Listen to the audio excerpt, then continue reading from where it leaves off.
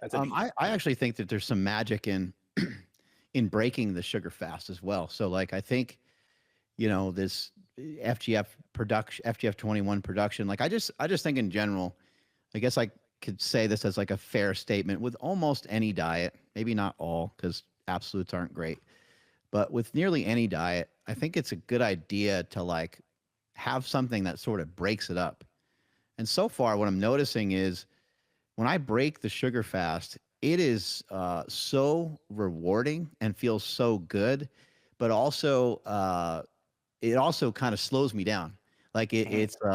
it's like a tranquilizer dart to the neck. Yep. It kind of tires me out, but I like that feeling because I just do it, every couple days, and it's in the evening, and it's like when I'm unwinding, and I'll fall asleep like a baby. And so I'm utilizing lean meat and starch to break it. And I think what's really interesting is that the old me would have like a cheat day or cheat meal, and it would just be like this onslaught of gross foods that I used to think were amazing, but like pizza and ice cream and all this awesome stuff. But I would gain a lot of weight. I would be tremendously gassy. The next day, I would be on the toilet a bunch. Like it was just a nightmare. And as I got older and as I matured, I understood like, yo, that's not that's not a great idea for multiple reasons. And then the cheat day became way more reasonable. But now my cheat is like a lean piece of steak or some chicken breast or chicken thigh and maybe like a teriyaki bowl or something like that. And it just seems like the whole thing is so much healthier. Yeah. So all this conjecture and criticism coming from people saying this is the most unhealthy thing. I can't believe you're talking about this. This is so dumb. I'm like, this is the healthiest by far I've ever eaten because what's not really mentioned sometimes about carnivore and keto, and this isn't for everybody, but for a lot of people that do those diets, those people are not always sticking to those diets. And Yeah. when not sticking to those diets, it's not like they just go and have a little nibble of a cookie. They're usually going all out because they know it's like, I got to go back into ketosis on Monday.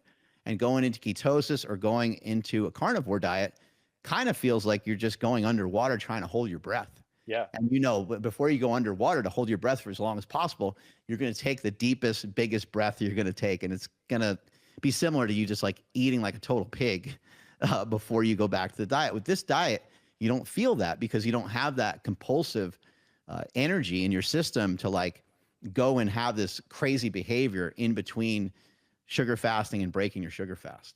Yeah, absolutely. I mean, it's kind of what I was saying before. It is a fasting mimicking diet, so it's like it's a restriction. It's creating benefits it creates is through hormesis, right? It's like exercising. It's like cold exposure.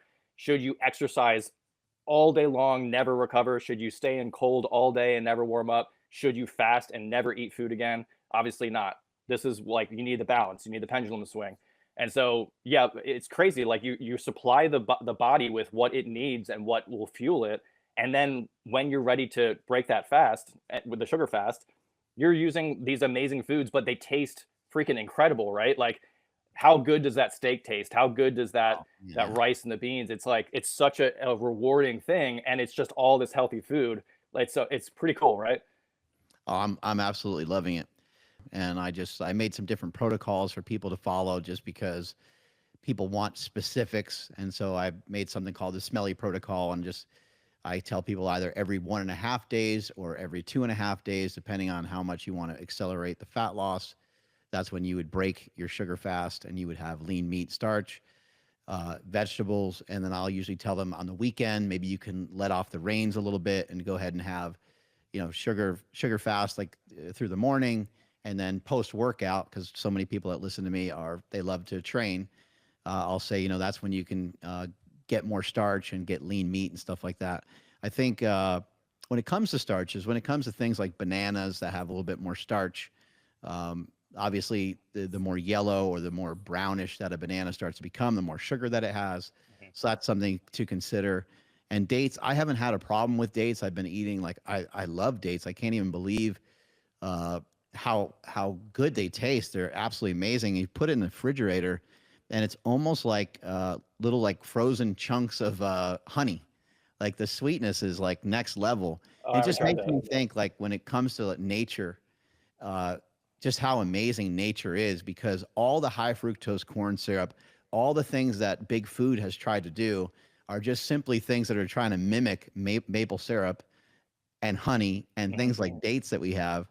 It's really extraordinary when you really think about it. But if you want to have your starches, I was going to say, placing them after your workout to me makes a lot of sense, because it's my understanding that starch needs insulin, and you would be taking advantage of kind of this post workout window that you have where your insulin is probably raised a little bit, right? Yeah, absolutely. So, and it's especially augmented with endurance training. So, like after you train, uh, and there's two sides to this. So, if you let's say you do a resistance training workout, you're contracting the muscle, stimulating protein synthesis. The exposure to insulin is actually very anabolic. So, at that time is a great time to be signaling that anabolic signal for the muscle because you just worked out. But each individual muscle contraction more potentiates the GLUT4 receptor, which is the receptor on the muscle cell that allows the glucose to come in. It potentiates it to move to the surface. So when you do an endurance kind of cardio kind of thing, you are multiple repeated contractions, for like way more volume of contractions than a resistance training workout. And so you have much more GLUT4 expression, which is why cardio can be so good for insulin sensitivity. It just sucks up that glucose. It doesn't even need insulin at all. And so it just gets that glucose back into the muscles, which is an interesting thing that I've started to notice too. The fat loss from cardio seems to be way better on this diet, as Mm. opposed to when I used to do cardio on a normal traditional mixed diet. It felt like it was always like stalling me out, and it didn't really feel like it had much of an effect. But if I do cardio now, I feel like it's like boosts my progress a lot more. Do you find that? Do you see that at all? I'm finding many of the same things that you're mentioning there, and it's like it makes me think to like a workout I did yesterday. I was just tossing around a medicine ball, and I was thinking like my force production is different. Like it's better with every single rep that I do. And just, people listening and people that are curious about sugar fasting, I mean, give it a shot just for this reason alone. Like every single thing that you do, whether you're getting out of your car or you're jumping up onto a box or you're trying to do something in the gym, it feels like everything that you do, even just using your hands when you're talking and non-exercise activity, thermogenesis, but like literally everything that you do, there's like just a tiny bit extra pep in your step. Maybe you're Hmm. normally like a 2.5, walker. You walk kind of casual, kind of slow, but you might now be like a 2.6 or 2.7. At least that's the feeling that I'm getting. And I feel like lighter. I feel more explosive. Obviously, the body weight exercise and stuff, they feel amazing because my body weight's lighter. So it's a lot easier to manage. But yeah, I mean, I don't want to pretend that I'm like, or I don't want to try like overhype anything, but it does feel extraordinary. Yeah. And I will say, I think it's important just to say this all the time is that, I've been really flirting with this diet for like 3 months. So I'm still in the honeymoon. I'm still in what I would call the honeymoon phase, but I know there's people like yourself who've been doing it a lot longer. I think Mhm. you've been doing a diet like this for how long? So I've been on and off with it because I like to experiment with different things. But yeah, like 5 years ago, I had recommended doing the fruit in the morning and then breaking it with like something that contained choline, like eggs or liver, and then having a mixed meal at night. So that this was something that had been around for a while. And I know Durian Ryder has been doing this for like 20 years or something like that. And Freely Banana Girl, she's been doing it for a long time. So there's people who have been doing it for a very long time. Uh, the question is, do they have some innate, unique physiology, right, that allows them to do it without having problems? People have brought up in my comments this. I'm not really familiar with the story, but there was like a mango something or other guy who like only ate mangoes, and when he died, he had like high triglyceride levels in his blood. And it's important to note, I don't think any of us are recommending a pure fruitarian diet. We No. want you to break it. We want you to have salt. We want you to have protein. Again, I'm getting those methyl groups in there, making sure you're having enough vitamin A, making sure you're having enough thyroid hormone so that you can get the steroid hormone production from the LDL, from the thyroid, from the vitamin A.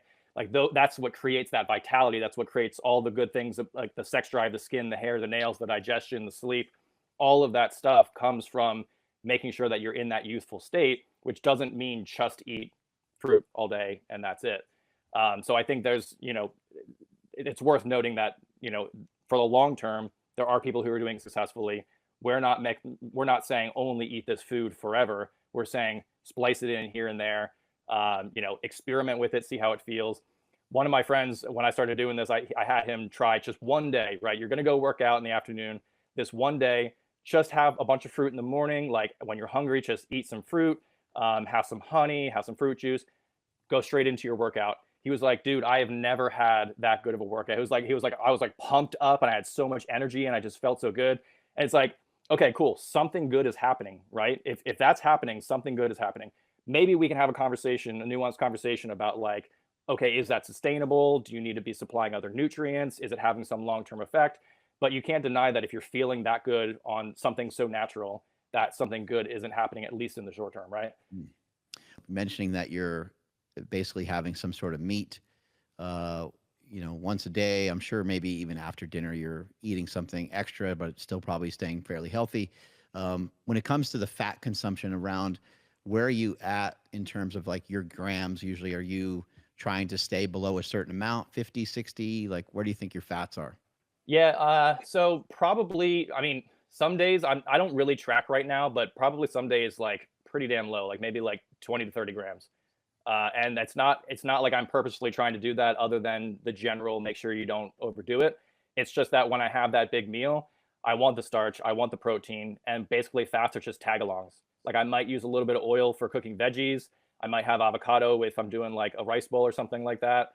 But I'm not adding all this extra oil and everything, like, so it's pretty much, I'd say 20 to 30 grams on the days that I'm strict sugar fasting for the majority of the day.